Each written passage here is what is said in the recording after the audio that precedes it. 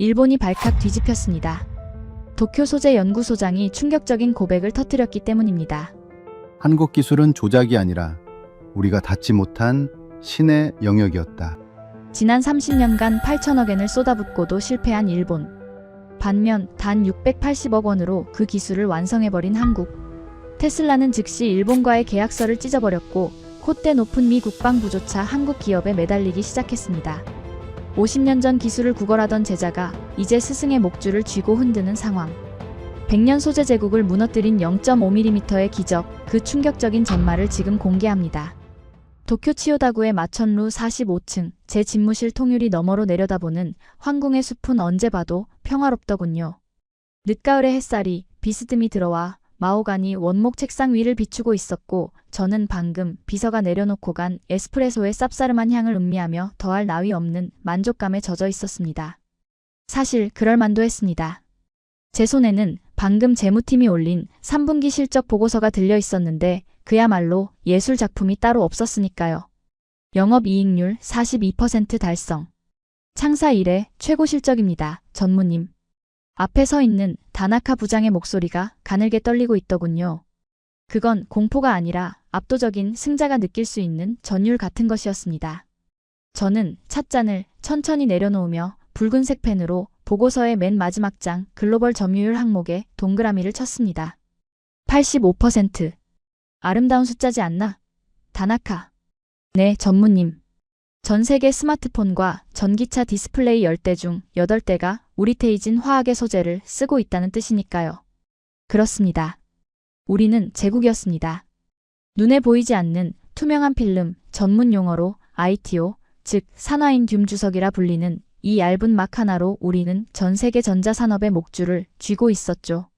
여러분이 스마트폰 화면을 터치할 때마다 혹은 전기차의 내비게이션을 조작할 때마다 우리 회사의 통장에는 1센트씩 꼬박꼬박 돈이 쌓이는 구조였단 말입니다. 이건 마치 현대판 통행세나 다름없었죠. 저는 의자를 뒤로 젖히며 천장을 바라보았습니다. 미국 놈들이 아무리 날고 기어도 결국 소재는 우리 일본의 핀셋 끝에서 나온다는 걸 그들도 아는 거야. 캘리포니아의 T-모터스 건은 어떻게 되어가고 있지? 제가 묻자 다나카가 씩 웃으며 태블릿 PC를 내밀더군요. 거기엔 미국 최대 전기차 기업인 T-모터스와의 내년도 독점 공급 계약 초안이 떠 있었습니다. 안 그래도 오늘 오후 2시에 화상회의가 잡혀 있습니다. 그쪽 구매 담당 부사장이 아주 안달이 났습니다. 우리가 물량을 10%만 줄여도 당장 라인이 멈출 판이니 이번엔 단가를 15% 정도 올려도 군말 없이 도장을 찍을 겁니다. 15%라. 조금 과하긴 하지만 뭐 어쩌겠어? 대안이 없는걸? 저는 킬킬대며 웃었습니다. 대안이 없다. 이 얼마나 달콤한 말입니까? 한국이나 중국이 아무리 우리 뒤를 쫓아온다고 아우성을 쳐도 소재 분야에 축적된 시간만큼은 돈으로 살 수 없는 법입니다. 우리가 100년 동안 렌즈를 깎고 화학약품을 섞으며 쌓아온 그 장인 정신의 벽을 고작 반도체 좀 만든다고 으스대는 한국 따위가 넘을 수는 없는 노릇이었죠. 그런데 말입니다. 분위기가 묘하게 흘러가기 시작한 건 바로 그때였습니다. 다나카가 태블릿 화면을 넘기다가 멈칫하더니 곤란하다는 듯 미간을 찌푸리더군요. 전무님. 보고 드릴 게 하나 더 있습니다. 뭔가? T-모터스 놈들이 가격 깎아달라고 징징대기라도 하던가? 아니요, 그게 아니라. 한국 쪽 동향입니다. 오늘 아침 포항에서 좀 신경 쓰이는 보도자료가 하나 나왔습니다. 포항? 그 쇳물이나 끓이는 시골 동네 말인가? 저는 콧방귀를 끼며 다시 에스프레소 잔을 들었습니다. 다나카는 조심스럽게 태블릿을 제 책상 위로 밀어주더군요. 화면에는 촌스러운 작업복을 입은 한국인들이 만세 삼창을 부르고 있는 사진과 함께 굵은 헤드라인이 박혀 있었습니다. 속보, 한국연구진, 꿈의 신소재, 그래핀, 세계 최초 대면적 양산 성공. 일본 독점 깬다. 순간 저는 입안에 머금고 있던 커피를 뿜을 뻔했습니다. 웃음이 터져나와서 말이죠. 저는 손수건으로 입가를 닦으며 다나카를 쳐다봤습니다. 자네 지금 이걸 보고거리라고 가져온 건가? 그래핀? 그 유니콘 같은 거 말이야? 네, 그렇긴 하지만 이번엔 좀 구체적입니다. 롤투롤 방식이라나 뭐라나? 이봐, 다나카. 정신 차리게. 저는 자리에서 일어나 통유리창 쪽으로 걸어갔습니다. 발밑으로 바쁘게 움직이는 도쿄의 자동차들이 마치 장난감처럼 보이더군요. 그래핀이 이론적으로 대단한 건 나도 알아. 강철보다 200배 강하고 전기도 구리보다 잘 통하지. 하지만 말이야. 그건 신이 만든 물질이야. 인간이 그것도 고작 한국인들이 그걸 공장에서 찍어낸다고? 그건 마치 물 위에 뜬 기름막을 젓가락으로 건져내서 빌딩 외벽에 주름 하나 없이 도배하겠다는 소리랑 같은 거라고. 저는 뒤를 돌아보며 다나카에게 훈계하듯 말을 이었습니다. 지난 10년간 전 세계 연구소들이 그 짓을 하다가 수조 원을 날려먹었어. 우리 테이진 화학도 5년 전에 손 뗐잖아. 양산 불가능 판정 내리고. 그런데 한국이 그걸 했다. 이건 뻔해. 주가 조작하려고 언론 플레이하는 거야. 3일 뒤면 수율이 안 나온다느니 자금이 부족하다느니 하면서 꼬리 자를 게 뻔하다고. 다나카도 제 말에 동의한다는 듯 고개를 끄덕이며 안경을 고쳐 쓰더군요. 역시 전무님 해안이 정확하십니다. 저도 그냥 찌라시 수준이라 생각했는데 혹시나 해서 말씀드린 겁니다. 신경 끄게. 괜히 그런 가짜 뉴스에 휘둘리지 말고 오후 미팅 준비나 철저히 해. 미국 놈들한테 확실히 보여줘야지. 누가 갑이고 누가 을인지. 저는 태블릿 화면 속에 세계 최초라는 문구를 손가락으로 툭 쳐서 꺼버렸습니다. 화면이 암전되면서 제 얼굴이 비치더군요. 자신만만한 미소를 짓고 있는 제 얼굴이 말입니다. 그때까지만 해도 저는 정말 몰랐습니다. 제가 방금 끈 그 화면이 단순한 뉴스가 아니라 우리 제국의 멸망을 알리는 부고장이었다는 사실을 말이죠. 오후 2시 티모터스와의 화상회의가 시작되기 전까지 제 세상은 여전히 완벽했습니다. 회의실에 거대한 모니터가 켜지고 지구 반대편 캘리포니아의 햇살을 등진 미국인들의 얼굴이 나타나기 전까지는 말입니다. 그들은 평소처럼 넥타이를 맨 정중한 모습이 아니었습니다. 뭔가 잔뜩 흥분해서 서로 귓속말을 주고받고 있더군요. 저는 짐짓 여유로운 표정으로 마이크를 켰습니다. 반갑습니다, 데이비드 부사장. 도쿄는 날씨가 아주 좋습니다. 계약 갱신건으로 좋은 소식을 기대하고 있습니다. 그런데 화면 속의 데이비드 부사장이 저를 보며 묘한 표정을 짓더군요. 마치 난파선 선장을 바라보는 구조대원의 눈빛 같았달까요? 미스터 구로다. 날씨 이야기는 나중에 하죠. 방금 들어온 데이터를 보고 있었는데 이거 설명이 좀 필요할 것 같습니다. 데이터요? 우리 품질 데이터 말씀이십니까? 보시다시피 불량률 0.01%의 완벽한. 아니요, 당신네 제품 이야기하는 게 아닙니다. 당신네 경쟁사. 아니, 이제는 대체자라고 불러야 할 곳에서 보낸 샘플 데이터입니다. 그 순간 제 등줄기로 싸늘한 식은땀 한 방울이 흘러내렸습니다. 대체자? 우리 테이진 화학에게 대체자가 있다고? 전 세계에 우리 말고 ITO 필름을 제대로 만드는 곳은 없는데. 데이비드가 화면에 띄운 차트는 충격적이었습니다. X축과 Y축을 뚫고 나가는 그래프. 전도성, 투명도, 강도, 유연성. 모든 수치가 우리가 만드는 최고급 ITO 필름보다 최소 10배, 아니 100배는 높았습니다. 이건 물리적으로 불가능한 수치였습니다. 이게 뭡니까? 데이비드, 농담이 지나치시군요. 이런 물질은 지구상에 존재하지 않습니다. 수치를 조작했거나 측정 오류일 겁니다. 제가 떨리는 목소리로 반박하자 데이비드는 어깨를 으쓱하며 짧게 대답했습니다. 저도 처음엔 그렇게 생각했죠. 그래서 우리 엔지니어들을 현장에 직접 보냈습니다. 그리고 방금 보고를 받았죠. 이건 조작이 아니라고 하더군요. 미스터 구로다, 한국 포항에 가보신 적 있습니까? 포항. 아침에 다나카가 보여줬던 그 뉴스. 제가 찌라시라며 비웃고 꺼버렸던 그 단어가 다시 제 고막을 때렸습니다. 머릿속이 하얗게 변하는 것 같았습니다. 아니야, 그럴 리 없어. 그건 사기극이어야 해. 데이비드, 그건 한국인들의 전형적인 쇼입니다. 속지 마십시오. 그들은 실험실에서 만든 손톱만한 샘플을 가지고 양산에 성공했다고 떠드는 겁니다. 제가 30년 동안 이 바닥에 있었지만 구로다 씨. 데이비드가 제 말을 끊더군요. 그의 목소리는 차가웠습니다. 실험실 샘플이 아닙니다. 우리 직원이 그러더군요. 그곳에선 당신네들이 만드는 그 ITO 필름을 마치 휴지 조각처럼 찍어내고 있다고. 그것도 우리가 원하는 휘어지는 소재로 말입니다. 회의실의 공기가 순식간에 얼어붙었습니다. 옆에 앉은 다나카 부장의 얼굴은 이미 사색이 되어 있었고요. 저는 본능적으로 깨달았습니다.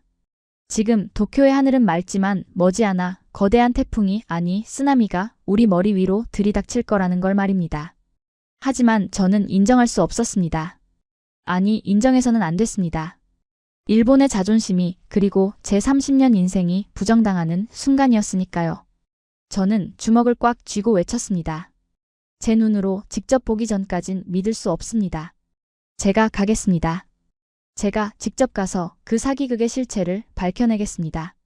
제 입에서 그 말이 튀어나오자마자 데이비드는 묘한 미소를 지으며 화면을 꺼버렸습니다. 까만 화면 속에 씩씩거리는 제 얼굴만 남았을 때 회의실을 감싸고 있던 정적은 그야말로 숨이 막힐 지경이었죠. 옆에 앉아있던 다나카 부장은 마치 사형 선고라도 받은 사람처럼 고개를 푹 숙인 채 볼펜만 딸깍거리고 있었는데 그 소리가 제 신경을 긁어대더군요. 저는 넥타이를 거칠게 풀며 의자에 털썩 주저앉았습니다. 화가 나서 견딜 수가 없었으니까요. 감히 미국 놈들이 우리 기술력을 의심하다니. 아니, 정확히 말하면 의심이 아니라 비교를 당했다는 사실이 더 치욕스러웠습니다. 그것도 우리가 한 수 아래라고 생각했던 한국, 그중에서도 서울도 아닌 포항이라는 지방 도시의 이름 없는 공장과 비교를 당했으니 말입니다. 전무님, 정말 가시겠습니까? 포항에요. 다나카가 조심스럽게 물어왔습니다. 저는 코웃음을 쳤죠. 가야지. 가서 내 눈으로 똑똑히 보고 그 가짜 기술의 허점을 찾아내서 데이비드 코앞에 들이밀어줘야 속이 시원할 것 같거든.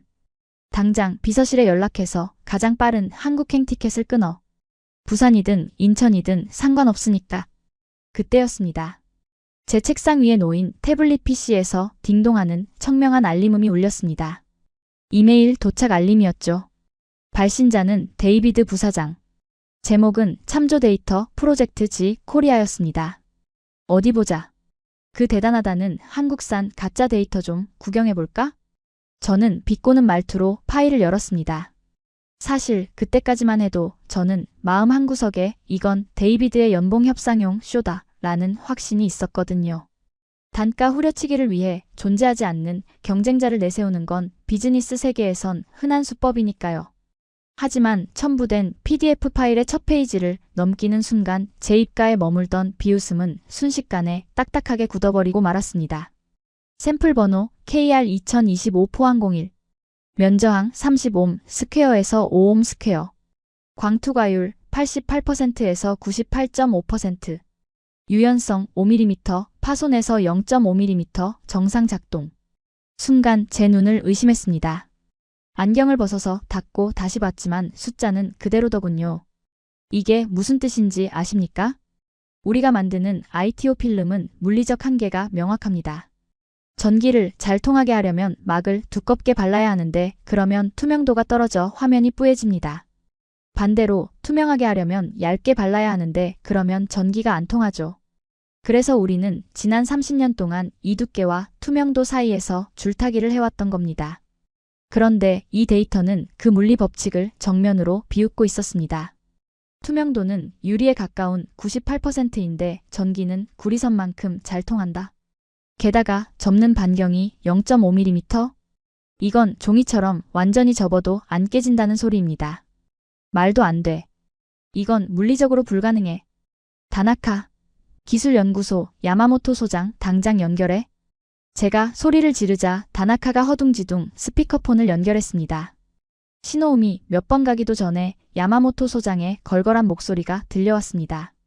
그는 일본 소재학계의 거두이자 우리 회사의 기술적 자존심 그 자체인 노인이었죠. 전무님. 무슨 일로 아침부터 호들갑이십니까? 소장님, 지금 제가 보낸 데이터 보셨습니까? 미국 애들이 보낸 한국 측 스펙시트 말입니다. 아, 그거요? 봤지요. 방금 연구원들이 난리가 났더군요. 야마모토 소장의 목소리는 태평하기 짝이 없었습니다.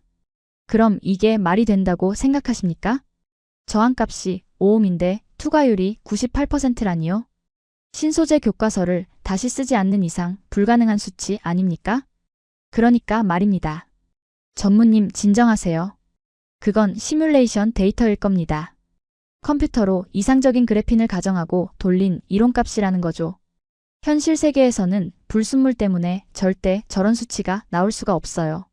특히 대량 생산 라인에서는 더더욱. 그렇죠? 역시 그렇죠? 조작인 거죠? 저는 그제야 숨통이 트이는 기분이었습니다. 역시 내 생각이 맞았어. 한국 놈들이 이론상 최대치를 마치 실제 제품 스펙인 양 사기를 친 거야. 당연합니다. 전 세계에서 그래핀을 가장 잘 안다는 영국 맨체스터 대학도 못한 걸 포항 촌구석에서 해냈다. 지나가던 개가 웃을 일이죠. 걱정 마시고 그냥 무시하세요. 저런 사기 데이터 들고 영업하는 놈들 3개월 못 가서 들통납니다. 야마모토 소장의 호탕한 웃음소리를 들으며 전화를 끊었습니다. 등줄기에 흘렀던 식은땀이 마르면서 다시금 자신감이 차오르더군요. 들었지, 다나카? 시뮬레이션 데이터래. 컴퓨터 그래픽 쪼가리라고. 하마터면 속을 뻔했네. 저는 넥타이를 다시 고쳐매며 승자의 미소를 지으려 했습니다. 그런데 데이비드가 보낸 메일에는 첨부 파일이 하나 더 있었습니다. 용량이 꽤 큰 동영상 파일이었죠. 제목은 실시간 테스트 영상 mp4. 이건 또 뭐지? CG 영상이라도 만들어 보냈나? 가벼운 마음으로 파일을 재생했습니다. 그리고 정확히 5초 뒤 저는 들고 있던 태블릿을 책상 위에 떨어뜨릴 뻔했습니다. 화면 속 장소는 멸균복을 입은 사람들로 북적이는 공장 내부였습니다. 하지만 제 시선을 사로잡은 건 사람이 아니었습니다. 화면 중앙에 놓인 투명한 필름 한 장. 그 위에는 꽁꽁 언 얼음 덩어리가 올려져 있었죠. 영상 속 한국인 엔지니어가 필름 끝에 전극을 연결하고 스위치를 올렸습니다. 치익 하는 소리가 들리는 듯 했습니다. 스위치를 켜자마자 투명한 필름이 순식간에 붉게 달아오르는가 싶더니 위에 있던 얼음이 단 3초 만에 물이 되어 증발해 버렸습니다. 더 충격적인 건 그 다음 장면이었습니다. 엔지니어는 그 뜨거운 필름을 맨손으로 집어들더니 마치 종이약을 접듯 꼬깃꼬깃 구겼습니다. 그리고 다시 폈습니다. 다시 전기를 넣었습니다. 여전히 열은 펄펄 끓고 있었습니다. 제 입에서 바보 같은 신음이 흘러나왔습니다. 우리 제품인 ITO 필름이었다면? 구기는 순간 파삭하고 코팅이 깨져서 전기가 끊겼을 겁니다. 아니, 애초에 저렇게 얇은 필름이 200도가 넘는 고열을 버틸 수가 없습니다. 녹아내리거나 타버리죠. 그런데 저건 멀쩡했습니다. 심지어 구겨진 상태에서도 미친 듯이 열을 뿜어내고 있었습니다. 이건 시뮬레이션이 아니었습니다. CG도 아니었습니다. 흔들리는 카메라 앵글, 주변의 기계 소음, 엔지니어의 거친 숨소리까지. 모든 것이 소름 끼치도록 진짜였습니다. 다나카. 이거 보여? 보입니다, 전무님. 저거. 진짜입니까? 다나카의 목소리가 덜덜 떨리고 있었습니다. 야마모토 소장의 말대로라면 저건 존재해서는 안 되는 물건입니다. 하지만 제 눈앞에서 버젓이 물리 법칙을 비웃으며 작동하고 있었습니다. 갑자기 속이 메스꺼워졌습니다. 아침에 마신 에스프레소가 위장에서 역류하는 느낌이었죠. 만약에 저게 진짜라면? 단순히 T모터스와의 계약 문제가 아닙니다. 우리 테이진 화학이 가진 수천 개의 특허, 수십 년간 깔아놓은 생산 라인 전 세계에 뻗어있는 영업망. 그 모든 것이 하루아침에 구시대의 유물이 되어버린다는 뜻입니다. 마치 디지털 카메라가 나왔을 때 필름 회사들이 그랬던 것처럼, 스마트폰이 나왔을 때 피처폰 회사들이 그랬던 것처럼. 비행기. 네. 비행기표 끊었냐고 물었잖아.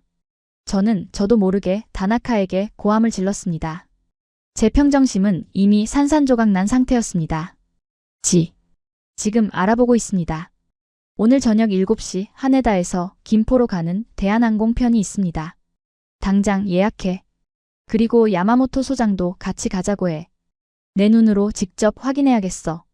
저게 눈속임인지 아니면 진짜 악마의 기술인지. 저는 자리에서 벌떡 일어났습니다. 창밖의 도쿄 풍경은 여전히 평화로웠지만 제 눈에는 모든 것이 흔들려 보였습니다. 저 견고해 보이는 빌딩들이, 도로 위를 달리는 최신형 전기차들이 사실은 살얼음판 위에 서 있는 것처럼 위태로워 보였으니까요. 짐을 챙길 정신도 없었습니다. 여권과 지갑만 안주머니에 쑤셔 넣고 사무실을 뛰쳐나왔습니다. 엘리베이터가 내려가는 그 짧은 시간이 영겁처럼 느껴지더군요. 머릿속에는 오직 한 가지 생각뿐이었습니다. 제발, 제발 가짜여라. 제발 한국 놈들이 사기친 거라고 해줘. 만약 저게 진짜라면 일본은 끝이야. 공항으로 가는 택시 안에서 저는 창밖을 보며 손톱을 물어뜯었습니다. 50년 넘게 살아오면서 한 번도 해본 적 없는 버릇이었습니다. 하지만 멈출 수가 없더군요. 제 손에 들린 태블릿 속 영상은 무한 반복되고 있었고 그 영상 속의 투명한 필름은 마치 저를 비웃듯 붉은 열기를 뿜어내고 있었으니까요. 불안감은 먹물처럼 번져나갔습니다. 단순히 기술 격차가 좁혀진 게 아니었습니다. 이건 차원이 다른 문제였습니다. 우리가 사다리를 타고 벽을 넘으려 낑낑댈 때 저들은 벽을 부수고 지나가 버린 느낌이었죠. 나리타 공항에 도착했을 때 전광판에는 서울, 인천이라는 글자가 붉게 빛나고 있었습니다. 그 붉은 글씨가 마치 우리 회사의 경고등처럼 보였다면 제가 너무 과민 반응한 걸까요? 아니, 곧 알게 되겠죠. 탑승 수속을 밟는 제 손은 미세하게 떨리고 있었습니다. 이제 돌이킬 수 없습니다. 판도라의 상자는 열렸고 저는 그 상자 안을 들여다보러 가는 길이니까요. 인천공항의 입국 게이트가 열리는 순간 제가 가장 먼저 느낀 건 위화감이었습니다. 보통 해외 바이어가 오면 깍듯하게 허리를 숙이며 명함을 건네는 중년의 임원들이 기다리고 있어야 정상 아닙니까? 그런데 게이트 앞에는 웬 젊은 여성이 태블릿 PC 하나를 든 채 무표정한 얼굴로 서 있더군요. 짙은 네이비색 정장에 손목에는 최신형 스마트워치가 번쩍이고 있었죠. 그녀는 우리 일행을 발견하자마자 가볍게 목례만 하고는 유창한 일본어로 입을 열었습니다. 테이진 화학의 구로다 전무님 일행이시죠? 포항공장 안내를 맡은 최 과장입니다. 차량이 대기 중이니 이동하겠습니다. 군더더기라곤 하나도 없는 건조한 말투였습니다. 옆에 있던 야마모토 소장이 당황해서 주머니 속에 명합 지갑을 꺼내려 했지만 그녀는 이미 등을 돌려 앞장서고 있었습니다. 그 뒷모습이 어찌나 당당하던지 마치 바쁘니까 빨리 따라오시죠 라고 말하는 것 같아 기분이 묘하게 상하더군요. 우리가 안내받은 차는 브랜드 마크가 가려진 검은색 대형 세단이었습니다. 문이 저절로 열리고 실내에 앉자마자 최 과장은 운전석이 아닌 뒷좌석의 태블릿을 조작했습니다. 포항 블루벨리 국가산단까지 예상 도착 시간은 3시간 10분입니다. 도착 5분 전에 공장장님께 알림이 갈 겁니다. 차가 미끄러지듯 고속도로에 진입했습니다. 엔진 소음이 전혀 없는 걸 보니 전기차인 모양인데 제가 놀란 건 차가 아니라 창밖의 풍경이었습니다. 예전에 제가 기억하던 한국은 회색빛 콘크리트와 붉은 십자가가 가득한 다소 촌스러운 나라였습니다.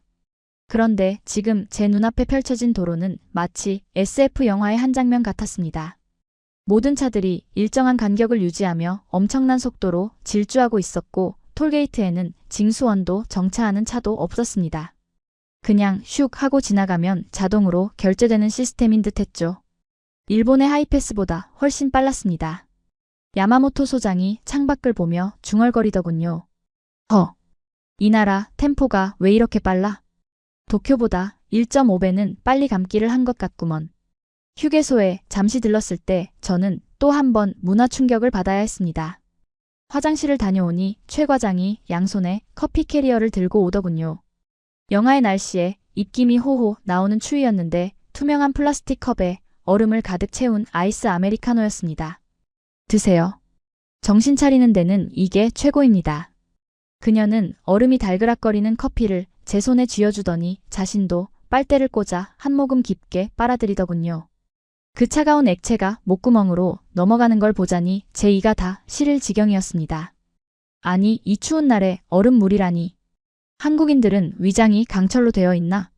제가 툴툴거리자 최 과장이 피식 웃으며 대답했습니다. 효율 때문입니다. 뜨거운 건 식혀서 마셔야 하잖아요. 시간 아깝게. 우린 바로 카페인이 필요하거든요. 시간이 아깝다. 그 말이 제 머리를 띵하게 때렸습니다. 일본에서는 차를 우려내고 찻잔을 데우고 향을 음미하는 과정을 중시합니다. 그런데 이들은 오직 각성이라는 목적을 위해 과정을 생략하고 얼음물을 들이키고 있는 겁니다. 그 무서운 효율성. 그게 바로 지금의 한국을 만든 동력이 아닐까 하는 불길한 예감이 스치더군요. 차는 어느새 포항에 진입했습니다. 블루벨리 국가산업단지. 내비게이션에 뜬 목적지 이름이었습니다. 저는 내심 낡은 굴뚝과 매캐한 연기를 상상했습니다. 철강 도시 포항이니까요. 하지만 도착한 곳은 제 예상을 보란 듯이 비웃고 있었습니다.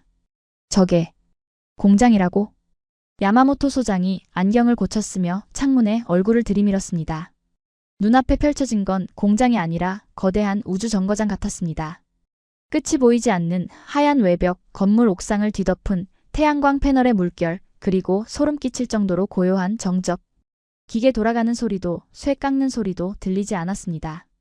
오직 우웅하는 낮은 저음의 진동만이 바닥을 통해 전해질 뿐이었죠. 마치 거대한 짐승이 숨을 고르고 있는 듯한 느낌이랄까요?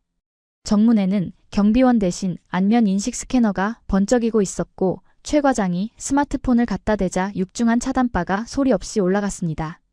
도착했습니다. 본관 1층 로비로 모시겠습니다. 로비에 들어서자 서늘한 공기가 우리를 맞이했습니다. 대리석 바닥은 거울처럼 반짝였고 벽면에는 실시간 생산 현황을 보여주는 초대형 LED 스크린이 돌아가고 있더군요. 그런데 그 숫자들이 미친 듯이 올라가고 있었습니다. A라인 생산량 시간당 3,420m. 품질 검사 합격률 99.98%. 저 숫자 뭐냐? 분당 미터가 아니라 시간당 미터라고 해도 너무 빠른 거 아니야? 야마모토 소장이 제 소매를 잡아당기며 속삭였습니다. 그때 저만 치서 한 남자가 걸어왔습니다. 작업복 점퍼를 입고 있었지만 그 태도는 마치 턱시도를 입은 지휘자처럼 여유로워 보였습니다. 희끗희끗한 머리에 날카로운 눈매.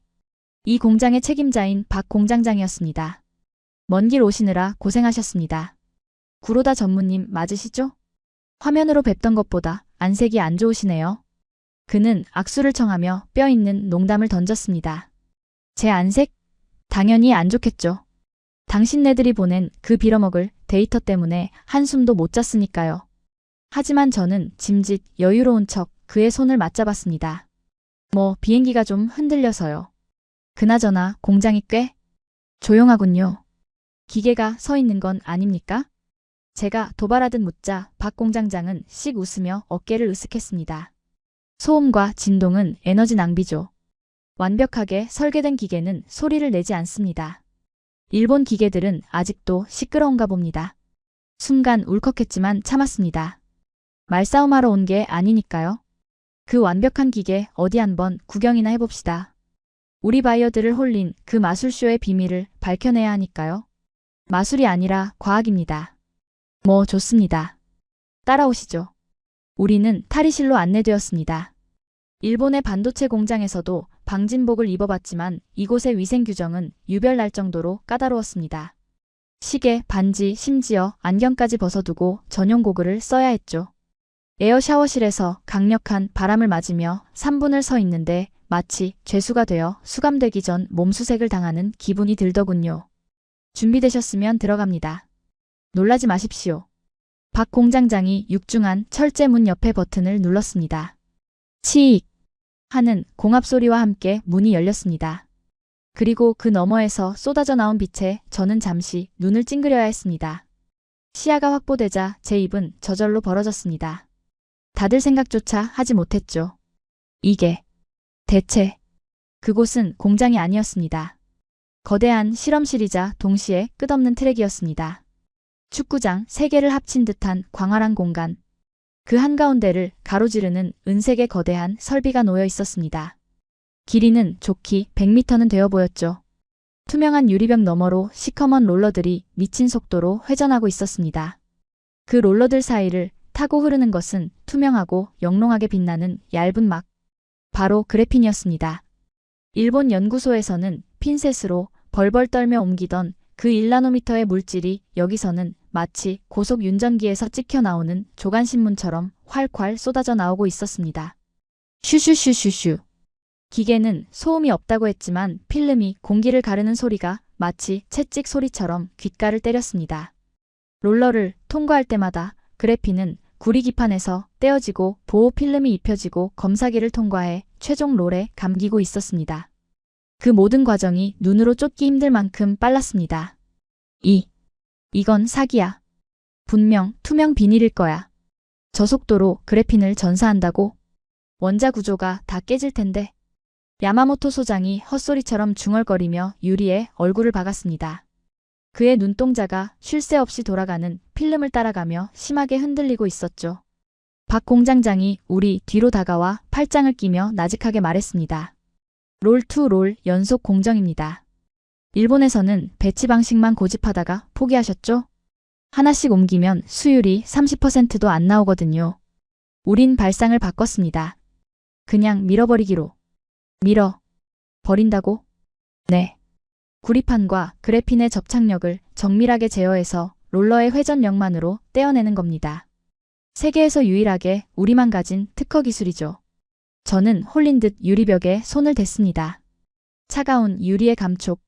하지만 그 너머에서 돌아가는 저 검은 롤러들은 뜨겁게 달아올라 있었습니다. 저기 감기고 있는 게 진짜 그래핀이라면? 저 롤 하나에 감긴 물량만 해도 우리테이진 화학의 1년치 ITO 생산량과 맞먹습니다. 아니야, 인정하면 안 돼. 겉모습에 속지 마. 저건 그냥 비닐이야. 분명 품질은 엉망일 거야. 저는 필사적으로 제 뇌를 세뇌시켰습니다. 저 압도적인 스케일과 속도를 인정하는 순간 제가 살아온 30년의 세월이 부정당하니까요. 저는 떨리는 목소리를 감추며 박 공장장을 노려봤습니다. 겉모습은 그럴싸하군요. 하지만 공장장 양반 중요한 건 속도나 크기가 아닙니다. 품질이죠. 이렇게 막 찍어낸 물건이 과연 제대로 작동이나 할까요? 불량률이 50%는 넘을 것 같은데.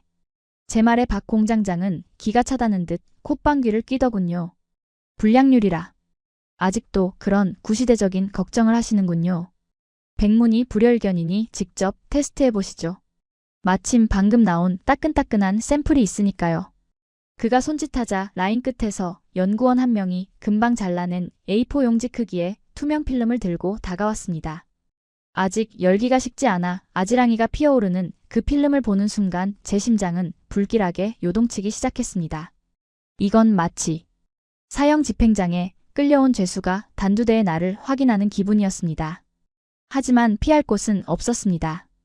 여기서 물러서면 일본의 패배를 인정하는 꼴이니까요. 좋습니다. 어디 한번 그 대단한 꿈의 소재가 제 손에서도 기적을 일으키는지 보죠. 저는 장갑 낀 손을 내밀었습니다. 그 얇고 투명한 막이 제 손에 닿는 순간 차가운 전율이 전신을 타고 흘렀습니다. 하지만 그 전율의 정체는 감탄이 아니었습니다. 그것은 인간이 이해할 수 없는 현상을 마주했을 때 느끼는 본능적인 거부감, 일종의 구토감이었죠. 너무나 매끄러웠습니다. 분명 눈에는 보이는데 손끝의 감각은 마치 공기를 만지는 것처럼 아무런 저항이 없더군요. 우리가 만드는 ITO 필름은 특유의 까끌까끌한 코팅 질감이 있습니다. 그게 기술의 증거라고 믿어왔죠. 그런데 이건 마치 물방울을 얇게 펴바른 것처럼 완벽한 평면이었습니다. 저는 충동적으로 주먹을 꽉 쥐었습니다. 바스락 소리가 나야 했습니다. 유리 성분이 들어간 전도성 필름이라면 이렇게 무식하게 구겼을 때 반드시 코팅이 깨지면서 미세한 파열음을 내야 정상이니까요. 그 소리를 들어야만 안심이 될 것 같았습니다. 그래야 제가 아는 물리 법칙이 지켜지는 거니까요. 하지만 제 소나기 안에서는 아무런 소리도 들리지 않았습니다. 마치 최고급 실크 스카프를 쥐는 것처럼 그 투명한 막은 제 손가락 관절 모양 그대로 부드럽게 휘감길 뿐이었습니다. 이건 아니야. 입술이 바짝 타들어가더군요. 저는 구겨진 필름을 황급히 펼쳤습니다. 제발 하얗게 뜬 자국이라도 남아있기를, 회로가 끊어져 있기를 간절히 기도하면서 말입니다. 그러나 펴진 필름은 구김살 하나 없이 탱탱하게 원상 복구되었습니다. 심지어 아까 연결해둔 전극에서는 여전히 붉은색 LED가 맹렬하게 빛나고 있었죠. 전기가 단 0.1초도 끊기지 않았다는 증거였습니다. 순간 옆에 있던 야마모토 소장이 제 손에서 필름을 낚아채듯 가져가더군요. 그의 눈은 이미 충혈되어 있었고 이마에는 식은땀이 송골송골 맺혀 있었습니다. 전무님, 속지 마십시오. 이건 속임수입니다. 사기라고요. 그는 주머니에서 전문가용 확대경을 꺼내 필름 표면을 미친 듯이 들여다보기 시작했습니다. 그의 떨리는 손 때문에 초점이 맞지 않는지 연신 렌즈를 닦아대며 거친 숨을 몰아쉬더군요. 보십시오. 결정 격자가 안 보입니다. ITO 특유의 그레인이 없어요. 이건 전도성 필름이 아닙니다.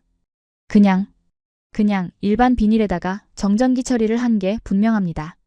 야마모토 소장의 그 외침이 저에게는 마치 구명조끼처럼 느껴졌습니다. 그렇지. 비닐. 그냥 질긴 비닐. 그제야 막혔던 숨통이 트이는 것 같았습니다.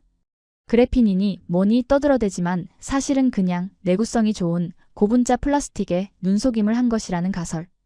그게 훨씬 더 합리적이고 과학적이지 않습니까? 어떻게 탄소 원자 한 층을 이렇게 대량으로 찍어냅니까? 그건 22세기에나 가능한 기술이라고요. 저는 구겨진 넥타이를 다시 고쳐매며 흐트러진 멘탈을 수습하려 애썼습니다. 그리고 짐짓 엄한 표정으로 박 공장장을 노려보았죠. 공장장 양반. 농담이 좀 지나치군요.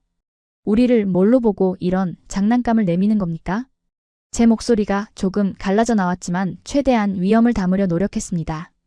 야마모토 소장 말대로입니다. 이건 그냥 열에 강한 특수 비닐 아닙니까? 여기에 무슨 전기가 통한다고? 아까 그 얼음 녹이는 것도 바닥에 숨겨둔 인덕션 코일 같은 걸로 열을 낸 거겠죠. 마술쇼 트릭처럼 말입니다. 제 말에 최 과장이 어이없다는 듯 헛웃음을 터뜨리더군요. 하지만 박 공장장은 여전히 그 재수 없을 정도로 차분한 표정을 유지하고 있었습니다. 그는 마치 떼쓰는 어린아이를 달래는 유치원 교사처럼 뒷짐을 진 채 천천히 제 앞으로 다가왔습니다. 전무님, 비닐은 전기가 통하지 않습니다. 그리고 비닐은 200도 열을 가하면 녹아버리죠. 지금 그 샘플 온도가 몇 도인지 직접 만져보셨습니까? 그건. 그리고 인덕션이요? 여기 바닥은 강화 유리입니다. 코일 같은 건 없습니다. 정 의심되시면 공장 밖으로 나가서 테스트해 보셔도 좋습니다. 그의 논리정연한 반박에 말문이 막혔습니다. 얼굴이 화끈거려 견딜 수가 없더군요. 무언가 반박을 해야 하는데 머릿속에서는 비닐이라는 단어만 맴돌 뿐 논리가 만들어지지 않았습니다. 그때 야마모토 소장이 비명을 지르듯 외쳤습니다. 거짓말. 다 거짓말이야. 내가 이 바닥에서 40년을 연구했어. 그래핀은 이렇게 만들 수 없어. 이건 가짜야. 내가 증명하겠어. 이 노인이 완전히 이성을 잃었더군요. 그는 갑자기 양손으로 필름을 잡더니 있는 힘껏 좌우로 잡아당기기 시작했습니다. 찢어버리겠다는 심산이었죠. 찢어져라. 찢어져. 제발 좀 찢어지라고. 보통의 필름이라면 저 정도 악력에는 늘어나거나 찢어지는 게 정상입니다. 저도 내심 찍 하고 찢어지는 소리를 기대했습니다. 그래야 이 지옥 같은 상황이 끝나니까요. 하지만 그 필름은 괴물 같았습니다. 야마모토 소장의 얼굴이 시뻘개지고 손등의 핏줄이 터질 듯 솟아올랐지만 필름은 미동도 하지 않았습니다. 오히려 팽팽하게 당겨진 필름의 날카로운 모서리가 소장의 손가락을 파고들고 있었죠. 으윽! 짧은 신음과 함께 야마모토 소장이 필름을 놓쳤습니다. 그의 검지손가락에서 붉은 피가 배어나오더군요. 강철보다 200배 강하다는 그 물성에 되려 인간의 살이 배인 겁니다. 바닥에 떨어진 필름 위로 핏방울 하나가 톡 하고 떨어졌습니다. 그런데 말입니다.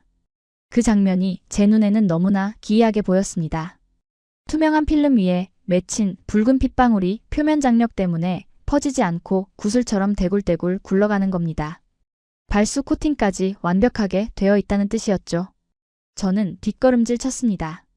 등 뒤에 있는 차가운 기계벽에 등이 닿아서야 멈출 수 있었죠. 심장이 갈비뼈를 부러뜨릴 듯이 뛰고 있었고 귓가에는 삐 하는 이명이 들리기 시작했습니다.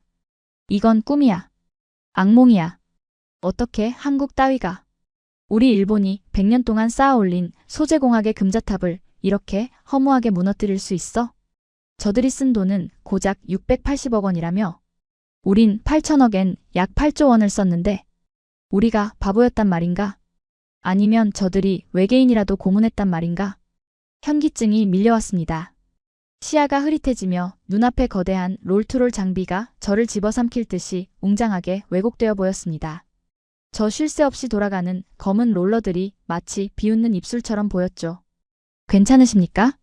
최 과장이 다가와서 제 팔을 잡으려 했습니다. 저는 반사적으로 그녀의 손을 거칠게 뿌리쳤습니다. 만지지 마. 건드리지 말라고. 제 고함 소리가 텅 빈 공장에 메아리 쳤습니다.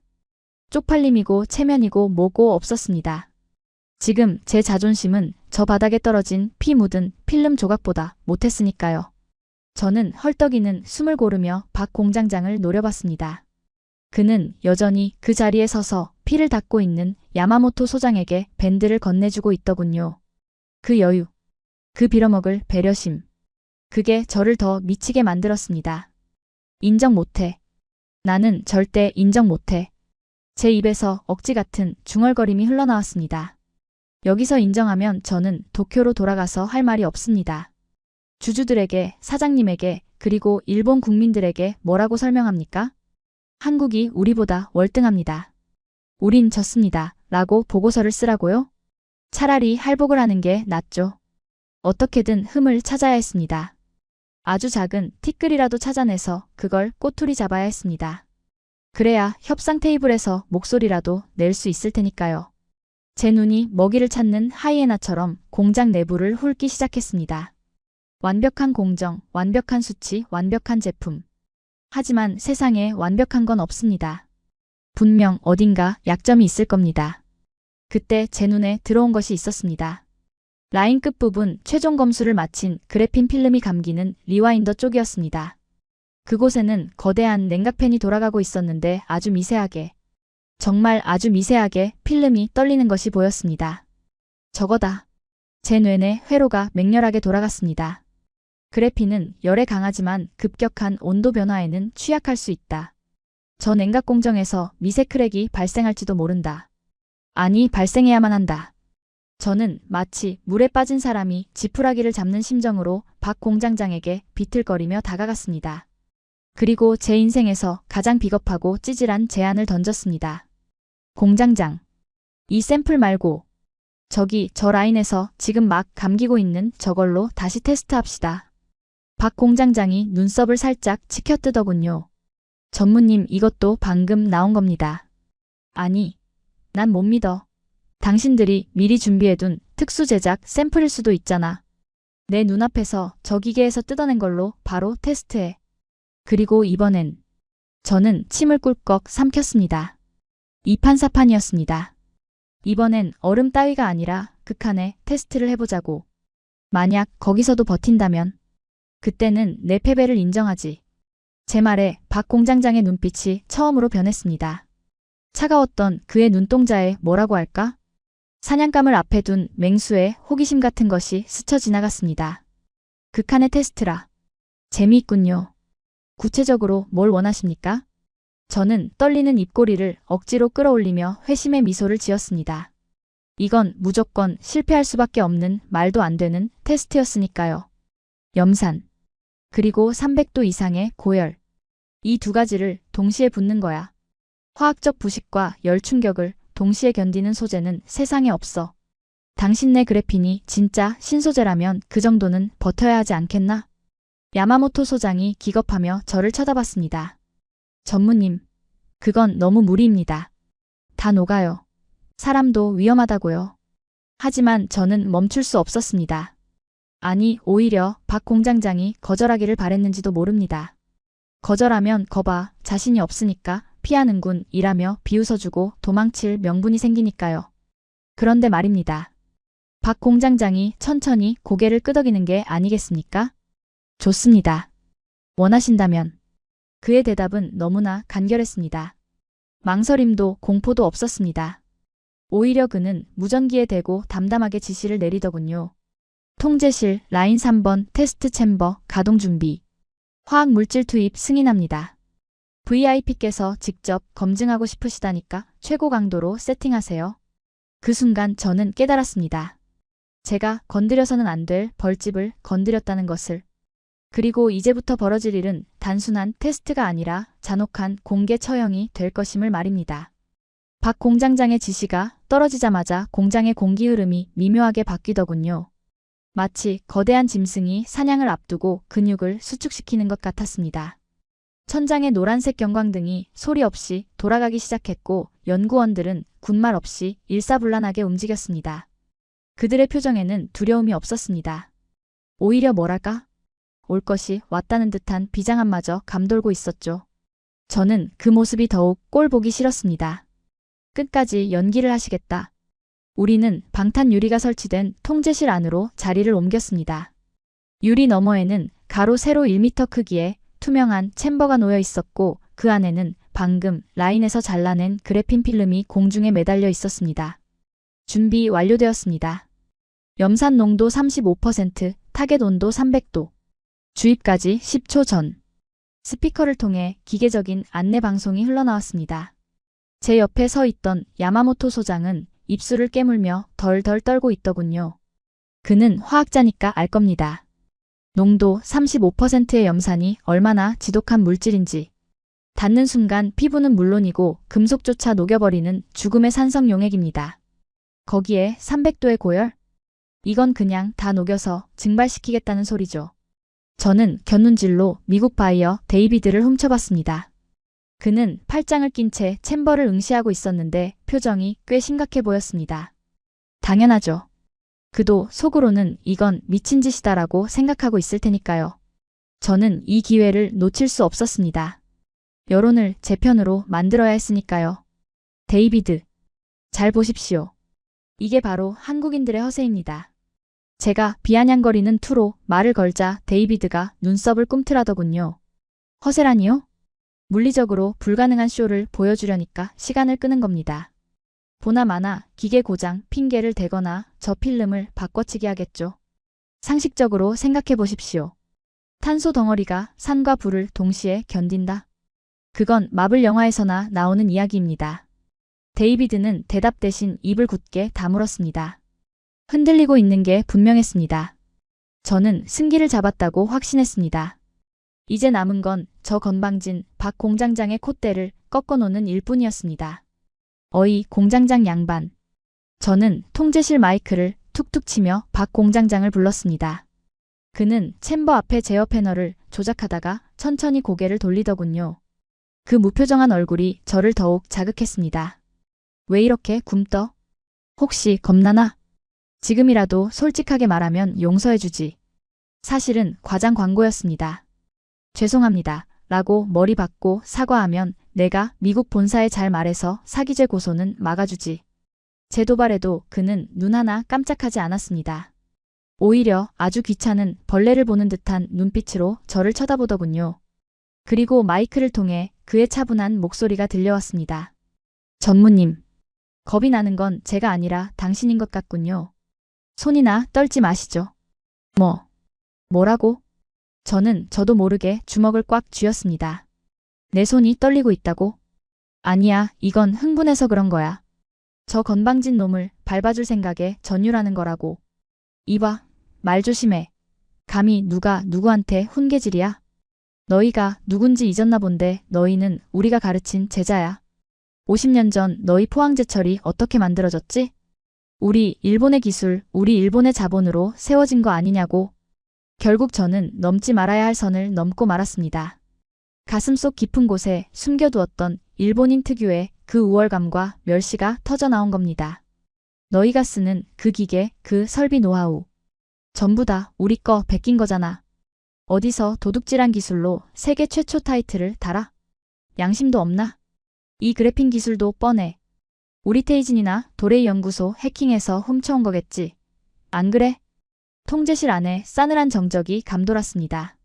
최 과장의 눈이 매섭게 변했고 뒤에 서 있던 연구원들의 주먹이 부들부들 떨리는 게 보였습니다. 데이비드조차 구로다. 그건 좀 심했소. 라며 저를 말리려 들더군요. 하지만 이미 엎지른 물이었습니다. 아니, 저는 멈추고 싶지 않았습니다. 이참에 저들의 길을 확실히 죽여놔야 한다고 생각했으니까요. 왜? 내 말이 틀려? 14년 걸렸다고? 웃기지 마. 너희 수준에 100년이 걸려도 못할 기술이야. 분명 우리 퇴직한 엔지니어들 돈으로 매수해서 빼돌린 기술일 게 뻔하다고. 도둑놈들, 산업 스파이들. 저는 유리벽을 손바닥으로 쾅쾅 치며 고함을 질렀습니다. 얼굴이 시뻘개지고 목에 핏대가 섰지만 상관없었습니다. 이렇게라도 소리를 지르지 않으면 저 압도적인 공장의 위용에 눌려 제가 질식해버릴 것 같았거든요. 그때였습니다. 제어 패널 앞에 서 있던 박 공장장이 천천히 안경을 벗어 주머니에 넣더군요. 그리고 마이크를 껐습니다. 대신 그는 유리벽 너머의 저를 똑바로 응시하며 입모양으로 또렷하게 말했습니다.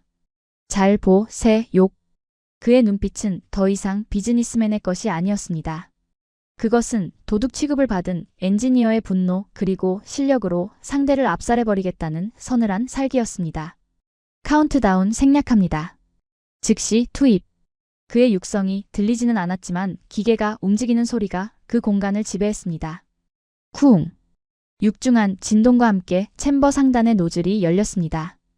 동시에 하단부의 히터가 붉은색을 넘어 하얗게 타오르며 온도를 급격히 올렸습니다. 치익. 끔찍한 소음과 함께 챔버 안이 순식간에 하얀 유독 가스로 가득 찼습니다. 저건 지옥이었습니다. 그 어떤 물질도 저 안에서는 살아남을 수 없었습니다. 강철도 구리도 그 어떤 플라스틱도 저런 고농도의 산과 고열을 동시에 맞으면 순식간에 녹아내리거나 검게 타버려야 정상입니다. 봐라. 보라고.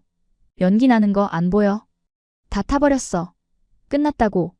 저는 희열에 차서 소리를 질렀습니다. 챔버 안이 뿌연 연기로 가득 차서 아무것도 보이지 않았거든요. 역시 내 말이 맞았어. 한국 놈들의 기술은 허구야. 가짜라고.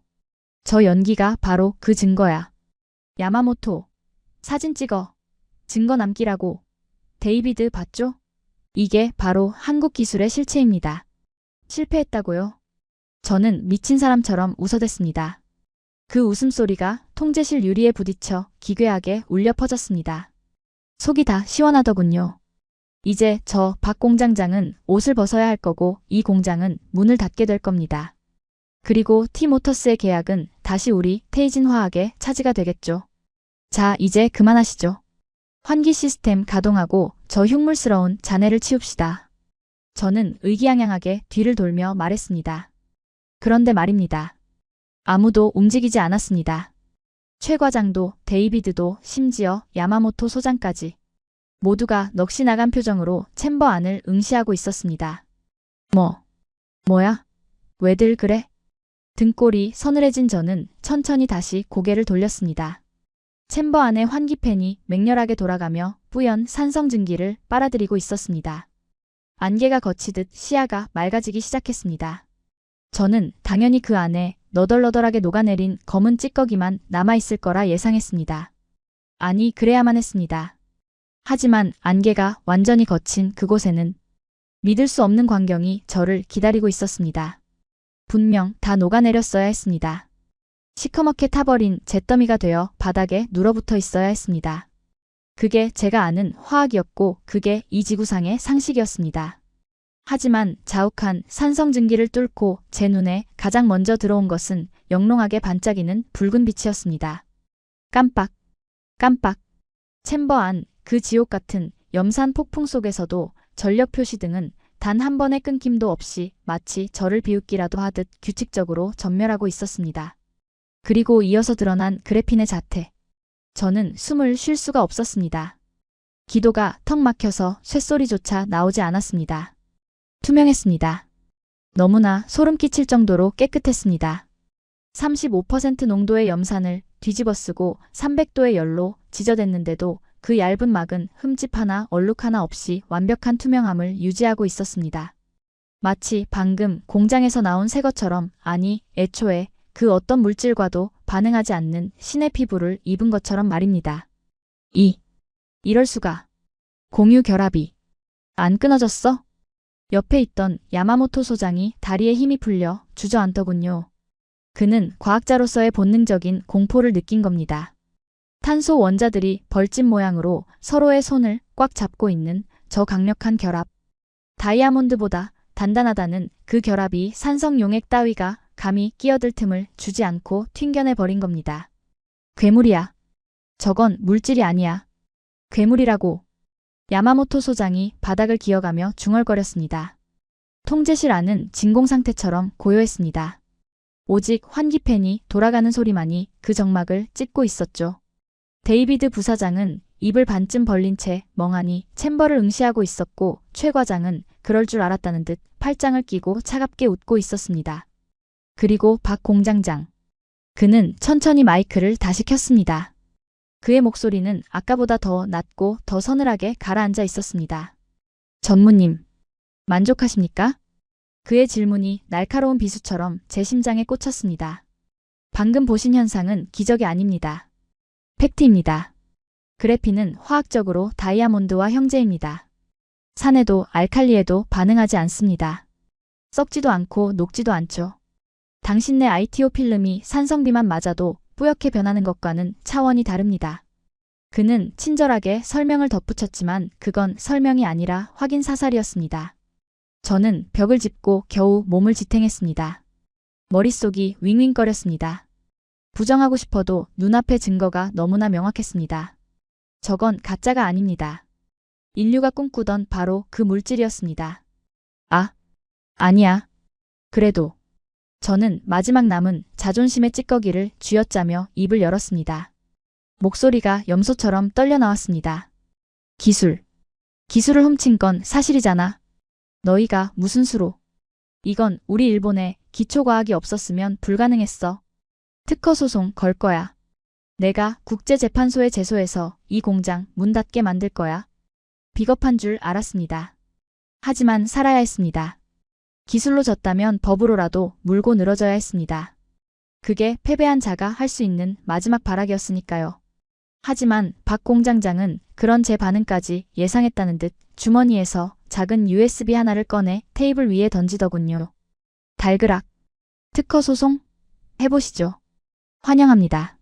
하지만 그 전에 이거부터 보시는 게 좋을 겁니다. 그가 눈짓하자 최 과장이 USB를 꽂고 메인 스크린에 화면을 띄웠습니다. 화면 가득 복잡한 특허망 분석 차트와 법률 문서들이 떠올랐습니다. 그리고 메뉴에 적힌 제목을 보는 순간 저는 눈앞이 캄캄해졌습니다. 국제표준 특허, 탄소 기반 전도성 필름, 소유국, 대한민국. 전무님, 아까 우리가 당신네 기술을 훔쳤다고 하셨죠? 착각도 유분수입니다. 당신네 테이진 화학이 가진 특허 1200개 전부 분석해봤습니다. 그런데 어쩌죠? 전부 인듐과 주석을 다루는 기술이더군요. 박 공장장이 한 걸음 다가왔습니다. 그의 그림자가 저를 덮쳤습니다. 우리는 탄소를 씁니다. 원소 기호부터 다릅니다. 당신네들이 100년 동안 인듐을 깎고 있을 때 우리는 아예 재료를 바꿨습니다. 훔치고 싶어도 훔칠 게 없었다는 뜻입니다. 썩은 동아줄을 뭐하러 훔칩니까? 그리고 더 재미있는 건 이겁니다.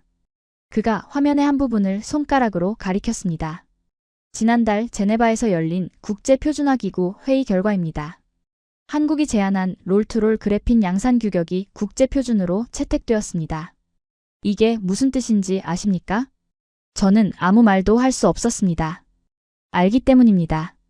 너무나 잘 알기 때문입니다. 표준을 쥔 자가 시장을 지배합니다.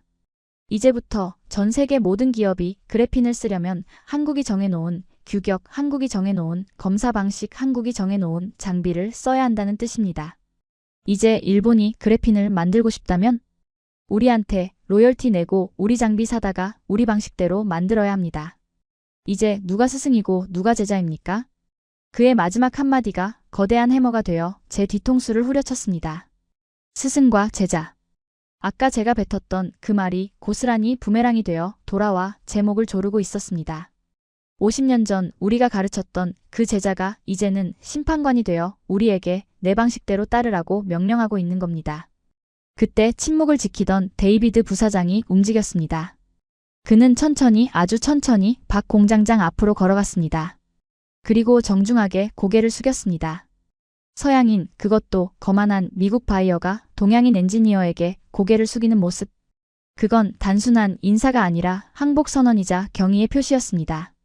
미스터 박, 제가 큰 실수를 했습니다. 오만했습니다. 데이비드는 양복 안주머니에서 만년필을 꺼내더니 테이진 화학과의 재계약 의향서를 테이블 위에 올려놓았습니다. 그리고 제 눈을 똑바로 쳐다보며 그 종이를 쫙 찢어버렸습니다. 찌익! 종이 찢어지는 소리가 천둥 소리처럼 들렸습니다. 구로다 씨. 당신 말이 맞았습니다. 물리적으로 불가능한 쇼라고 했었죠? 네, 맞습니다. 이건 당신네 일본의 물리 법칙으로는 불가능한 쇼입니다. 하지만 여기 한국에서는 현실이군요. 데이비드는 찢어진 종이 조각을 쓰레기통에 처박으며 차갑게 덧붙였습니다. 테이진 화학과의 모든 거래는 오늘부로 종료합니다. 위약금 청구하십시오. 우리 법무팀이 당신네들이 그동안 속여서 판 하자 있는 제품에 대한 손해배상 청구 소송으로 맞대응해 드릴 테니. 네. 데이비드. 이러면 안 돼. 우리 30년 파트너잖아. 제발 다시 생각해줘. 제가 데이비드의 옷자락을 붙잡고 매달렸지만 그는 더러운 것을 털어내듯 제 손을 뿌리쳤습니다. 그리고 박 공장장에게 손을 내밀었습니다. 오메가 모터스는 오늘부로 그래핀 스퀘어의 전용 라인을 독점 계약하고 싶습니다. 단가는 부르는 대로 드리겠습니다. 백지수표를 쓰셔도 좋습니다. 대신 조건이 하나 있습니다. 조건이라니요? 박 공장장이 눈썹을 꿈틀했습니다. 이 기술, 군사 목적으로 전용이 가능합니까? 예를 들어 스텔스라든가? 박 공장장은 씩 웃었습니다. 역시 눈치가 빠르시군요. 아까 300도 열 테스트 때 보셨습니까? 챔버 안에서 발생한 열파장이 외부로 전혀 새어나오지 않은 거. 네, 봤습니다. 소름이 돋더군요. 그게 바로 전자기파 차폐 능력입니다. 이 필름 한 장이면 전투기를 레이더에서 지울 수 있습니다. 무게는 페인트보다 가볍고 강도는 강철보다 세죠. 미 국방부가 아주 좋아할 물건입니다. 그 말을 듣는 순간 저는 바닥 없는 나락으로 떨어지는 기분이었습니다. 단순히 전기차 시장을 뺏기는 문제가 아니었습니다. 이건 국가안보 방위산업의 패권이 넘어가는 순간이었습니다. 일본이 자랑하던 소재산업의 마지막 보루인 탄소섬유와 스텔스 도료 시장까지 한국의 이 투명한 필름 한 장에 전멸당하게 생긴 겁니다. 으아. 제 입에서 짐승 같은 신음이 터져나왔습니다. 끝났습니다. 정말로 모든 게 끝났습니다. 일본의 100년. 그 영광의 시대가 포항의 한 공장에서 염산 연기와 함께 증발해버렸습니다. 그때 제 주머니 속의 핸드폰이 미친 듯이 울려대기 시작했습니다. 발신자는 도쿄 본사 사장실. 받지 않아도 알 수 있었습니다. 데이비드가 찢어버린 계약 소식이 벌써 도쿄 증권가에 퍼졌을 겁니다. 주가 폭락. 주주들의 아우성. 그리고 저에 대한 해고 통보. 저는 떨리는 손으로 전화를 받지 못하고 그저 멍하니 진동하는 전화기를 바닥에 떨어뜨렸습니다. 액정이 깨지며 화면이 깜빡거렸습니다. 마치 제 인생처럼 말이죠. 박 공장장이 제 앞으로 다가와 바닥에 떨어진 제 휴대폰을 주워주더군요. 그의 표정에는 이제 분노도 조롱도 없었습니다. 그저 승자의 여유 아니 격차의 확인에서 오는 담담함 뿐이었습니다. 전무님. 전화 받으셔야죠. 그가 제 손에 휴대폰을 쥐어주며 나직하게 속삭였습니다. 그리고 돌아가시면 전해주십시오. 50년 전 철을 배우러 갔던 그 가난한 유학생들이 이제는 스승을 넘어 새로운 길을 개척했다고. 이제 더 이상 우리 뒤를 쫓아오려 하지 마시라고.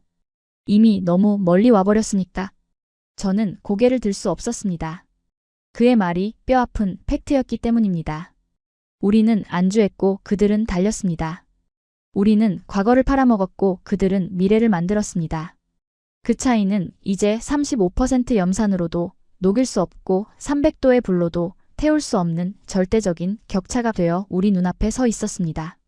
공장 밖에서는 여전히 동해의 푸른 파도가 몰아치고 있겠죠. 하지만 저는 압니다.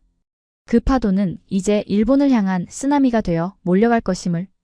저는 힘이 풀린 다리를 질질 끌며 통제실을 나섰습니다. 등 뒤에서 들리는 박 공장장과 데이비드의 활기찬 계약 논의 소리가 저에게는 장송곡처럼 들렸습니다. 통제실의 육중한 철문이 닫히는 소리는 제 인생의 막이 내리는 소리와 같았습니다.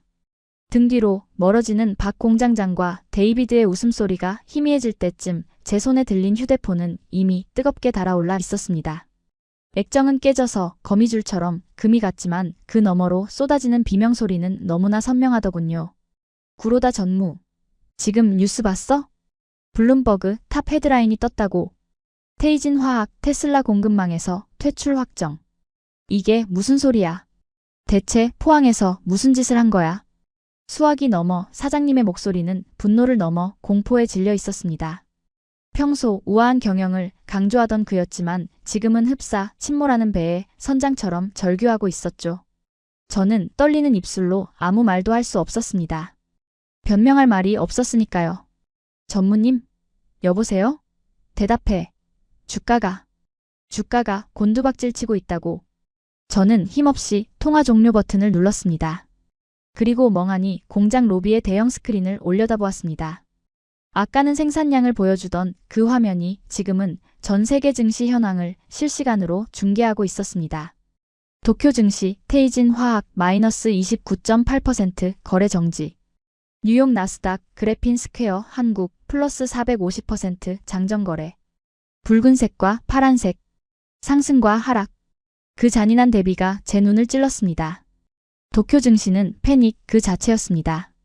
우리 테이진 화학뿐만 아니라 우리에게 원료를 공급하던 하청업체들, 소재 관련 부품사들까지 줄줄이 하한가로 직행하고 있었습니다. 일명 포항 쇼크가 일본 열도를 강타한 겁니다. 단 30분. 제가 챔버 앞에서 비닐이야 라고 억지를 부리던 그 짧은 시간 동안 일본 소재 산업의 시가총액 20조 원이 증발해 버렸습니다. 자본은 냉정하더군요. 아니, 냉혹했습니다. 한국이 진짜를 내놓자마자 전 세계의 돈은 뒤도 돌아보지 않고 일본을 버리고 한국으로 갈아탄 겁니다. 공장 밖으로 비틀거리며 나왔을 때 저는 또 한 번 비참함을 느껴야 했습니다.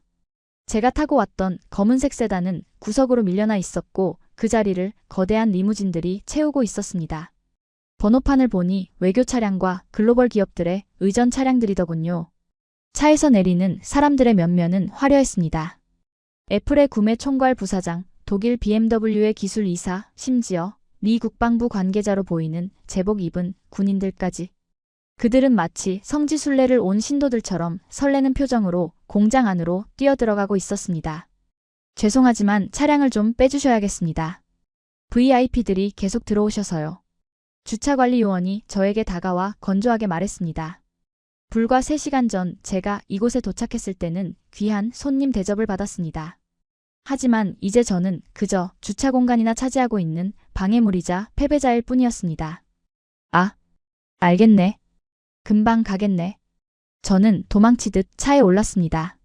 기사가 백미러로 저를 힐끔거리며 눈치를 보더군요. 전무님, 바로 공항으로 갈까요? 그래. 최대한 빨리. 이곳을 벗어나고 싶군. 차창 밖으로 멀어지는 포항 블루벨리 산단의 풍경은 야속할 정도로 활기찼습니다. 곳곳에 제2공장 착공, 제3공장 부지 선정이라는 현수막이 나부끼고 있었고 건설 장비들이 쉴 새 없이 움직이고 있었습니다. 일본의 공단들이 일감이 없어 기계를 멈추고 적막에 쌓여가는 것과는 정반대의 풍경이었죠.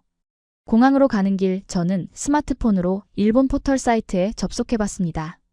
반응은 처참했습니다. 속보 한국 꿈의 소재 독점. 일본 정부 유감이다. 반복만. 칼럼 우리는 왜 실패했나? 잃어버린 30년의 뼈아픈 대가?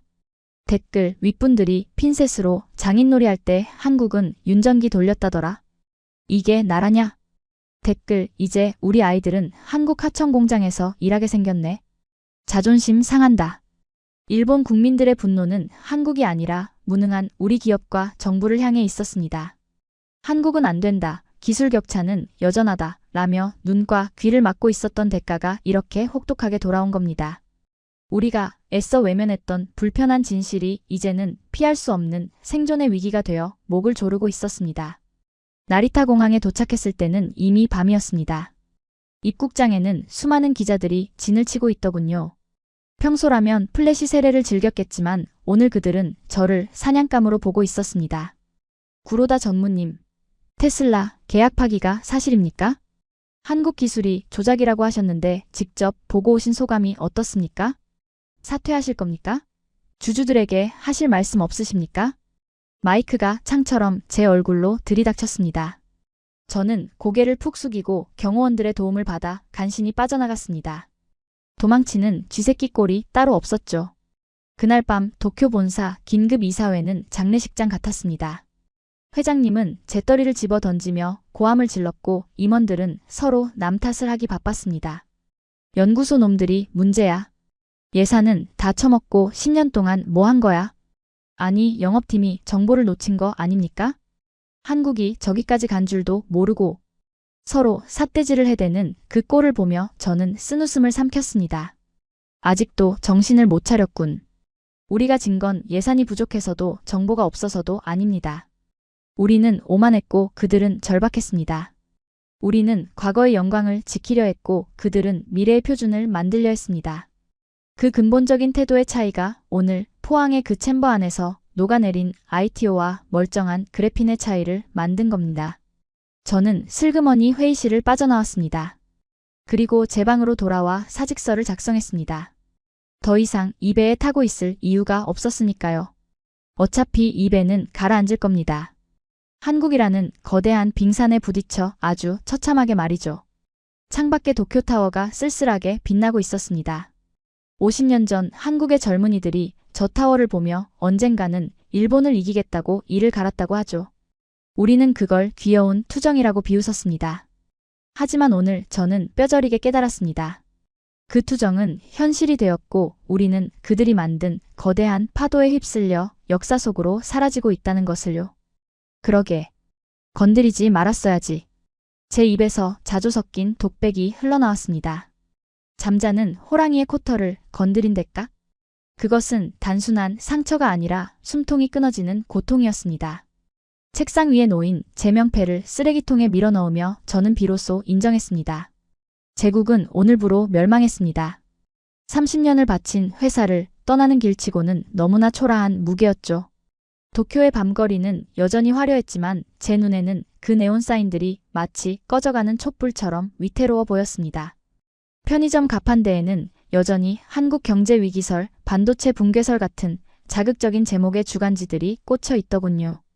어제까지만 해도 제가 즐겨 읽으며 낄낄대던 그 잡지들이 오늘따라 왜 이렇게 처량하고 한심하게 느껴지는지 모르겠습니다. 위기라. 저는 쓴웃음을 지으며 고개를 저었습니다. 진짜 위기는 바다 건너 저곳이 아니라 바로 여기 우리 발밑에 와 있는데 말입니다. 우리는 그 사실을 인정하기 싫어서 귀를 막고 눈을 감고 입으로는 우리가 최고다 라는 주문만 외우고 있었던 겁니다. 문득 주머니 속에서 차가운 감촉이 느껴졌습니다. 아까 포항 공장을 떠날 때 박 공장장이 기념품이라며 건네준 작은 액자였습니다. 그 안에는 엄지손톱만한 그래핀 필름 조각이 들어있었죠. 가로등 불빛 아래서 비춰보았습니다. 투명하고 얇고 아무것도 없는 것처럼 보이지만 이 작은 조각 안에 우주가 들어있습니다. 강철을 찢고 불을 견디며 전기를 빛의 속도로 나르는 힘.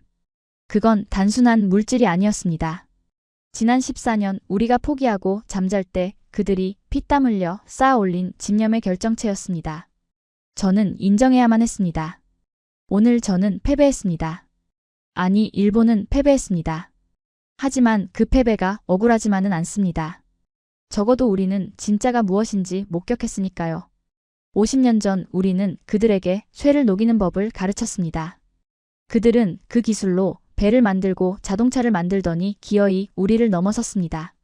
그리고 오늘 그들은 탄소를 다루는 법을 스스로 깨우쳐 우리에게 이제 그만 쉬라고 정중하게 작별을 고했습니다.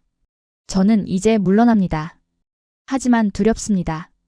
저 바다 건너 포항의 공장이 밤새 돌아가는 소리가 여기까지 들리는 것만 같아서 말입니다. 그들이 만드는 건 단순한 소재가 아니라 대한민국의 새로운 시대라는 것을 이제야 알았으니까요. 부디 일본의 젊은이들이 깨닫기를 바랍니다. 우리가 과거의 영광에 취해 잠들어 있을 때 한국은 이미 미래의 문을 열고 저만치 달려가고 있다는 사실을, 그리고 그들을 이기려면 험담이 아니라 존경과 학습이 필요하다는 것을 말입니다. 차가운 도쿄의 바람이 붑니다. 하지만 동쪽에서 불어오는 바람은 뜨겁습니다. 그 뜨거운 바람이 이제 세계를 휩쓸 것입니다. 오늘의 이야기 어떠셨습니까? 일본의 소재 제국을 무너뜨리고 전 세계 미래 산업의 심장을 움켜쥔 대한민국 포항의 기적. 이것은 소설이 아닙니다. 바로 지금 이 순간 포항 블루벨리 국가 산단에서 벌어지고 있는 가슴 벅찬 현실입니다. 일본이 100년을 자랑하던 소재 기술, 미국이 독점하려던 첨단 안보 기술. 그 모든 것의 주도권이 이제 우리 대한민국으로 넘어왔습니다. 누군가는 기적이라고 말하지만 우리는 압니다. 이것은 기적이 아니라 포기하지 않는 우리 연구진과 기업 그리고 국민 여러분의 땀방울이 만든 정당한 승리라는 것을요. 오늘 밤 포항의 불빛은 꺼지지 않을 겁니다. 그 불빛이 비추는 곳에 대한민국의 밝은 미래가 있습니다. 가슴이 뜨거워지셨다면 구독과 좋아요 그리고 응원의 댓글 부탁드립니다. 저는 더 가슴 뛰는 대한민국 소식으로 다시 찾아오겠습니다. 지금까지 감동띵동이었습니다.